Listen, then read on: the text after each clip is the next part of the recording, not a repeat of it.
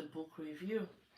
So I started yesterday, and on today's chapter, the chapter 3, it's just about, um, she said, how life taught her how to wait. And in this chapter, she kind of like talked about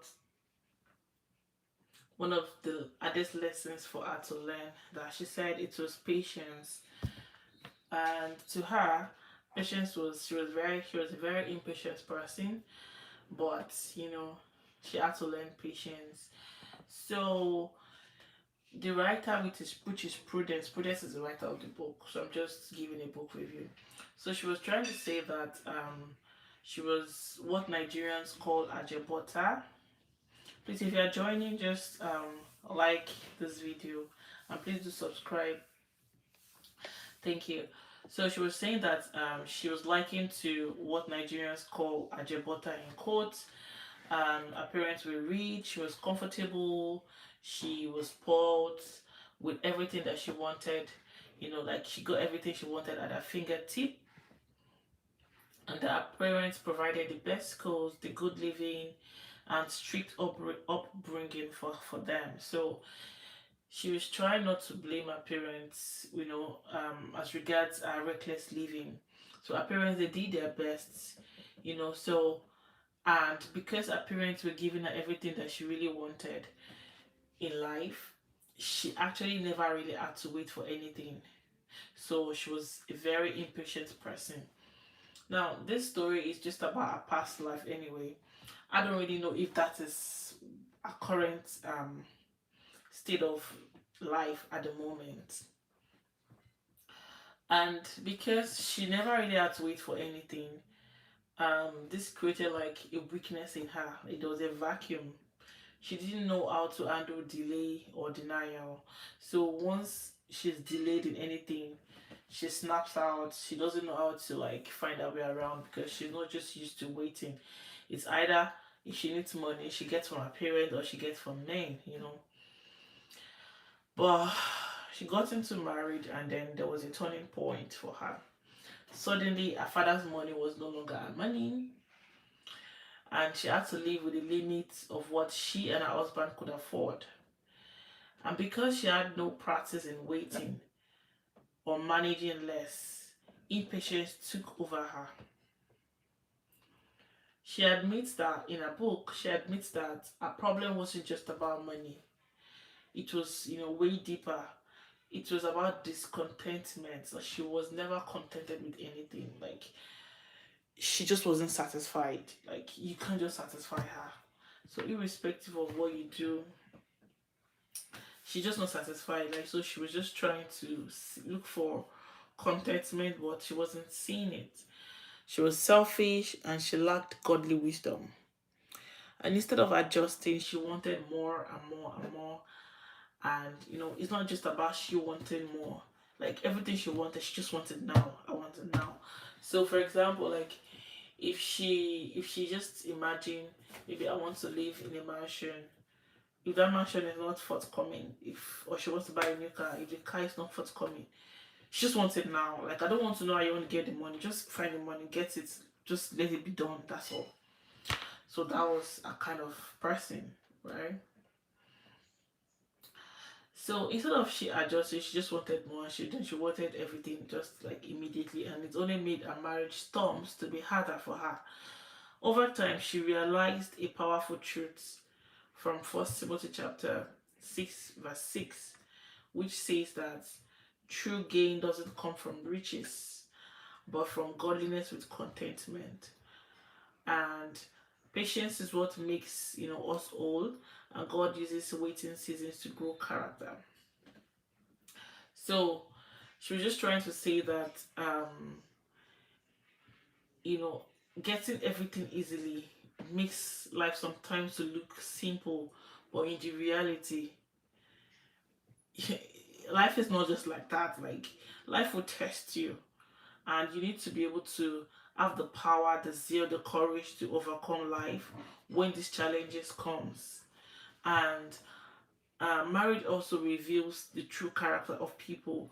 yes, she had her own personality prior to marriage. She was someone that never waited. She always got what she wanted, But then, the marriage, then, our husband didn't know the real her before getting into the marriage. But inside the marriage, he got to know that this is who this woman I'm getting married to is. So the true character had to come out, and all these things you can't actually learn it as a single person. So it's inside the marriage that sometimes some people's character will kind of like confront you and will make you know that yes, you're in for it. And impatience creates more problem than the problem itself. So sometimes you can see that the storms are getting harder and all that. So let me just open to our book to just make sure I'm not missing out anything from chapter 3. Chapter 3. I hope I'm not missing out of anything. Okay.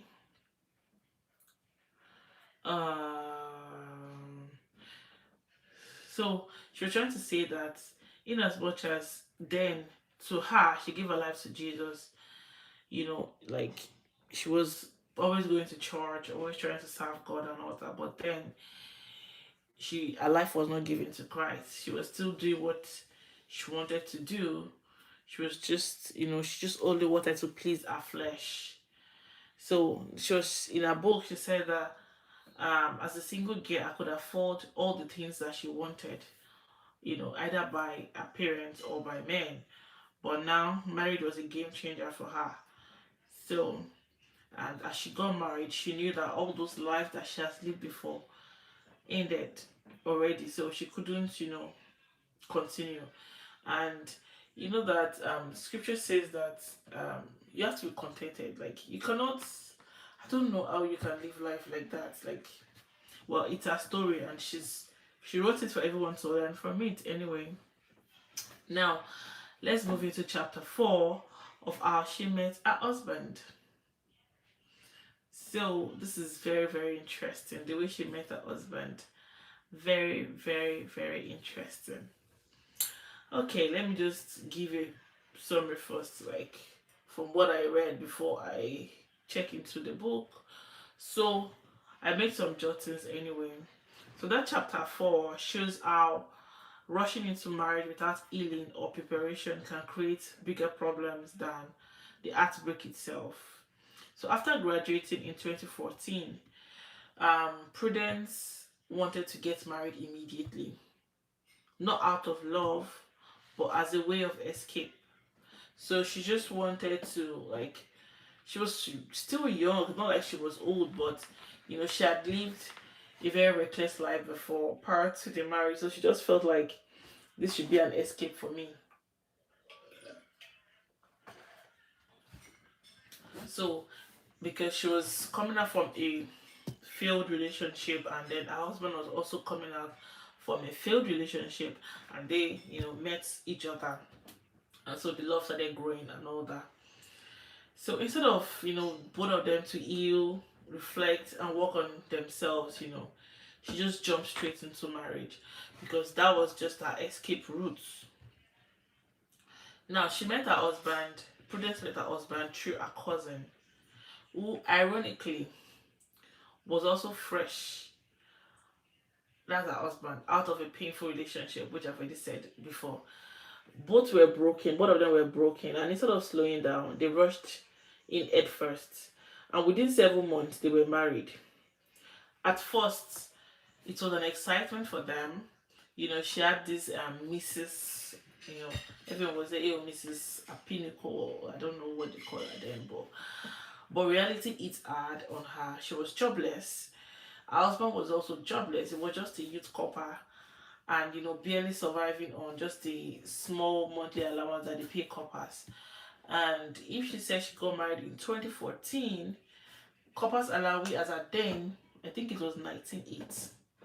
So I can imagine how a copper, maybe he served in a very good place that was paying him extra anyway, but then even if the company is working in is paying him anything extra, it won't be more than 150K, and I don't think it's even up to that, because we as medical people, I know most of us, we like, depending on where they post you to, you get more money and all that. So, and mind you, they knew, both of them knew little about themselves. They didn't even know themselves that much. Like, they only met 2 months, and then they were already, after 7 months, they got married, and then they were already into the marriage. So they were just fresh, and then 2 months into the marriage, she got pregnant. Responsibilities grew, and instead of adjusting into the responsibility, she just wanted the baby girl lifestyle. Like, she she just had this, oh, I'm not a wife, I'm not a missus, I have to spend money, I have to live life, I have to do what I have to do. Then baby was also growing in, and then but then she also wrote in her book that her husband was actually trying. This man was trying. So in as much as the man was jobless himself, he was very supportive the little way he could. But it was more of the damages that she already had that was actually affecting the man. And finally, the husband had to take a loan of 300,000 and give it to her to set up a salon. So even though the husband wasn't working, but he took a loan from a friend and then gave it to her to say, okay, this is the salon that you're going to be. She, since you have a handwork, she knows how to make hair and do makeup. So it's like, okay, take this 300,000, start a salon, we could get money from there, and then we could start a life from there. Now, the story is very long. There's so many things that happened. But because she never learned patience, like, she never learned consistency, she never really knew how to build anything. So, like, this lady has never, like, she has never owned a business. She has never done anything on her own.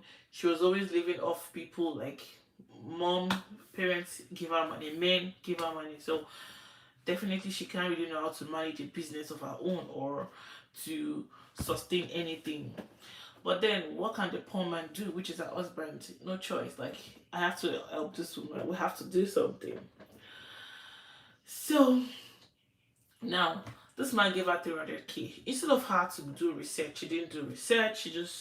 You know, she just jumped and then opened the shop. And at last, the shop collapsed because she found a way of telling the husband that she gave him a story that the shop is not in a lucrative area, that she's not having customers that are coming to make their airs, and she just gave him something, and then she made the husband to get part of the payment for the shop.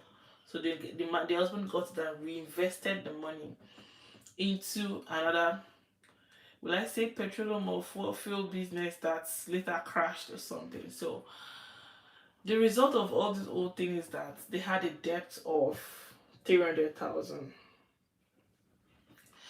and there was no, like, debt keeps, like, she wrote in her book that there was no way they could pay the debt because problem kept on coming and coming and coming, and then she was already pregnant at that then. So there was no way she could really, like, establish a business, and this is someone that has never done a business before. So how could she, like, establish business when she's still thinking of the euphoria of being a baby girl? Like, I want to be a baby girl for life. But you're not married to a very rich man, you're married to someone that's just a youth copper. So how do you live your baby girl lifestyle? Well, I don't know how she coped. She was broke and jobless. And but then she felt like, oh, now that she's got the shop, you know she the CEO thing was in her head. Like, I'm a CEO, I'm a CEO without without researching, CEO without understanding what the market is, CEO without, I don't want to say without brain, but it's what she wrote in her book anyway. So I really feel for Prudence because this is a past story, and like she said, she has given her life to Jesus. She's not a brand new girl, and all things have passed away, and behold, all things have become new. So let's assume that all these things are old things. So she's not a brand new girl. So but I'm just reviewing a book. Anyway, so let me just check. Okay, now I'm going to move to chapter 5. Chapter 5 has so many things inside it. So the topic of chapter 5 is upholding the baby girl ministry. So she still wanted to, feel like a baby girl for life. Like, I'm still pretty young. I'm still, here and there and all that. Okay. So now that chapter exposes her pride, her blame shifting, and, she was trying to live a false life, you know, trying to make people think our marriage is sweet. But then she had tried to make the world think our marriage is okay, like she's enjoying, but deep down she's not enjoying it. So she'll try to throw a big baby shower, and big naming ceremony. She'll try to, put up the glam up there and all that, but there was nothing. So after the failed businesses and debts, Prudence and her husband began to live off charity and handouts. She was pregnant and she was broke, and then she cried often. And but instead of her to calm down, at least this man is trying. The man is borrowing money. You know, you have a hand skill. She has a hand skill. She can do makeup. She can do hair. She can do some things. Just calm down and start doing things. And from the way the way she's explaining herself, I think she can be hardworking if she wants to be. But no, she doesn't just. She just felt like in marriages, the way you a young girl, then you just imagine your head that, oh, people in marriages, wives just enjoy, they just sit down in the house, and then the husband goes to bring money in and all that. So she blamed her husband most of the time. Her choices, everything. She just kept blaming the man, nagging and nagging and nagging. Now, when she gave birth to her son's name is Adriel, you know. So the joy quickly turned into more financial stress for her. And instead of her to be realistic, she insisted on a big baby dedication party. And she even sold salon equipment, because they've sold off the shop, yes. But then she still had some of the salon equipment, obviously, maybe in her house. But because she wanted the big thing, she just liked living a big life. Like, she just liked living an extravagant life. So she sold the salon equipment that she had, instead of her to leave it in the house and still probably be using it, to get income and all that. Now, after selling all that, by the time they were done with the baby dedication, the next day the landlord served them a quick notice. That's proof of misplaced priority. So they had to move out to different houses that they could not sustain, including one on the outskirts of Worry, which she didn't like at all. And she blamed her husband so much for reducing her life. Like, in her own mind, her husband has reduced her life to nothing. Like, I was a big girl before. I was this, I was into this, and now I'm just nothing. All my friends are into this, and then look at what I am now. Why would I be living in this outskirt of Worry? But then that place was even expensive, but still. But she said the funny thing is that the landlord, she wrote it in her book anyway, that the landlord of that place, as if he knew already that they can't even afford it, he returned the money to them and told them to go. So they had to move into her mom's house. So desperation pushed her into, she had to start making makeup. She had to start doing makeup with money that she borrowed from her friend, and she got some free products from a friend also, like, to sell makeup. So she will go online to her social media, she'll be making the makeup, and then she will try to advertise, and then so she started selling and making little progress, at least. But she kept on being in debt. I don't know why debt kept piling and piling and piling. If you are making progress, like, why are you still in debt? Why are you still in debt? I don't know. So anyway, she was still in debt, and her complaint only worsened her situation. Like, she's always complained. Definitely, she termed herself to be a nagging person, and she disrespected her husband publicly, convinced herself he was lazy, and she lived in frustration. So her husband, I think he was a lawyer or something. He studied law, but he wasn't practicing. I don't know why he wasn't practicing, but he wasn't practicing and it wasn't working. I don't know where he was getting money from. He's from a rich home also. She's from a rich home, and they all met together. So in their own mind, my husband's family are rich, so I'm married to a rich person. But then, if you're married to a rich family, it doesn't mean that you're married to a rich man. Okay, I'm just going to open our book now to see if I'm not missing anything. Uh, so in our book, there are a lot of scriptural emphasis there, from the book of Proverbs, from Philippines 2 verse 3, and which says that don't act out of selfish ambition, and like she's supposed to be humble, to better herself, but she was just selfish and everything. So basically, she's trying to like tell people our own story. So please, let's not judge her. But the thing is, with our current story now, the only problem I have is, if you're writing a book to say this was your past, now all things are passed away, you're not a child of God, then children of God, Christians don't divorce. Why are you divorcing? Because from all the story, our husband has never been violent. Like, he has never raised his hands on her. It's just like talking, and she's the one that's even always nagging. The man is a very patient person. So why on earth are you divorcing? I mean, except she tells me that, or she says that, oh, it's the husband that served at the divorce paper or wants to leave. Then I can say, okay, it's not from her, because you're not claiming to be a Jesus baby. So as a Jesus baby, and you're saying that all this your past, these are all what you've done in the past. The story is very plenty. There are many things that she has done. I don't even know. Like, I'm just gonna cut this life and do another life and do part 6 and 7. So, but she was always full of complaining and complaining and complaining, and she had a lot of habits that were very poor, very bad. Like, I don't even know how the husband coped. Actually, I don't know how the husband coped. She like, I don't know.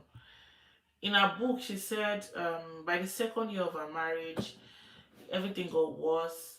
Her makeup business was no longer bringing in enough money, and they had a landlord then that started a poultry farm by the side of their flat, and it got her more frustrated, that she would complain, she would eat, she would cry, and she would say all sorts. And she complained to the landlord, and what did the landlord do? Is serve them quick notice. Now, my own issue with it is that now you don't have money. Your husband does not have money. You're not working. You're trying to manage this. Your landlord now has a poultry. You are now complaining. You are now nagging. Is it your house? Like, you just manage. See, this what they call managing. You have to manage. I don't know. I don't even know how to explain. Like, you have to. There's seasons in life. There's sometimes that you'll be in your very low state. Sometimes you have enough, but everybody just like, when you see rich people that are rich today, or people that are okay, like, let me just say they're okay. Like, when I mean someone is okay, I mean that someone that can afford anything that you want at any time. Like, for me now, I don't see myself as rich, but I think I'm okay. Like, if I want to go anywhere, I can go. If I want to eat anything, I can do. If I want to sponsor anybody for anything, I can do. I don't have to beg anyone for any money. So I'm just okay, right? But now, if when I was still striving, I cannot say, oh, I'm striving, because I know I'm already seeing the future, that my future cannot remain where it is now. I have a bright future ahead of me. So why will I be fighting, nagging? Why don't I just calm down, solve the immediate needs, and then push and move forward? Well, guys,